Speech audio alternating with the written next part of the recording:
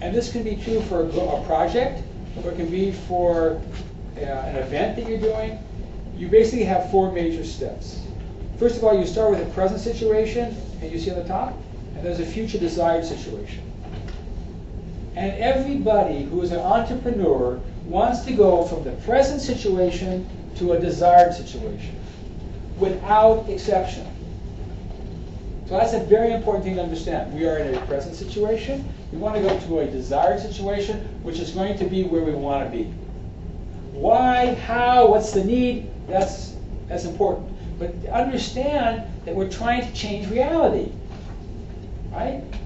So that's important to understand. Now, how do we do that? There are 4, I would recommend that there are 4 steps along the way.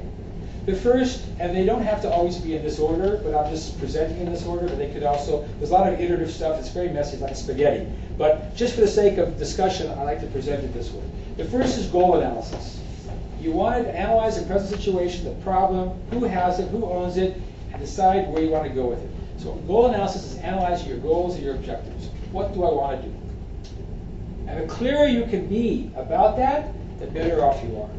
Part of what doing a project, or doing a doctorate, or a master's, or a thesis, or writing a book, or any of these things, writing an article, or even, composing a rap, I don't know, anything you do is understanding clearly what it is you want to do. You may not get it at the beginning, and that's why you have to go back to it all the time, but that's very important.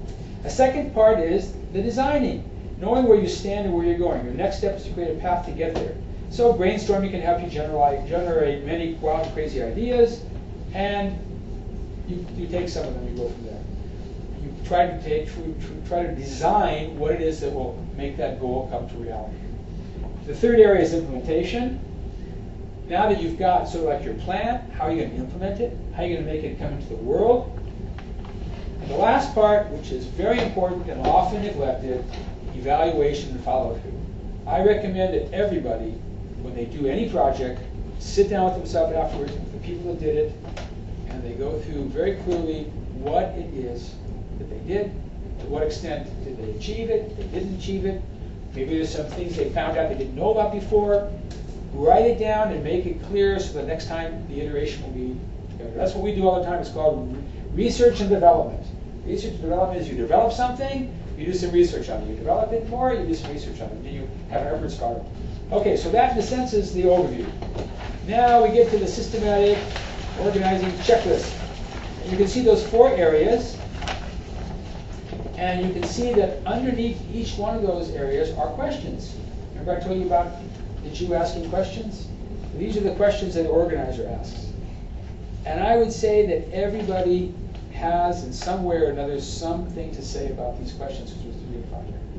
So, what I wanted to suggest is sort of, maybe for about 10 minutes, 15 minutes, not more, is find a partner, and you probably know each other by now, so you can sort of help. Let me just take turns and say, okay, which of these questions really am I going to work on now?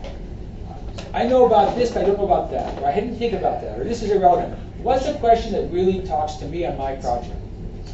And you can see as an example on the right-hand side, here's one group wanted to hold a rally on campus for solidarity with Israel Yom Ha'atzmaut, and they went through these whole questions, and you can actually see that they expanded, they basically took those questions in that box, and they sort of put a transparency of that onto their challenge of holding a rally on campus for Yom Ha'atzmaut. And they came up with these questions. What I want you to do is take those questions and then map them onto your project. And all you have to do is identify the questions. You don't even have to answer them. Okay? Just find out what questions are, where you are. Because a lot of what the project process is about is finding out where you are and where you need help. If you know how to do that, you're in good shape. Most of us, when we get to a problem, we're stuck. And we don't know what to do next. The way to get unstuck is to know which of those problems or which series of those questions you're answering. So you can divide into the groups of 2, and I'll give you 10 minutes, and then we'll see where we are. Who's outside? Yes. Okay. If you have, please go over your.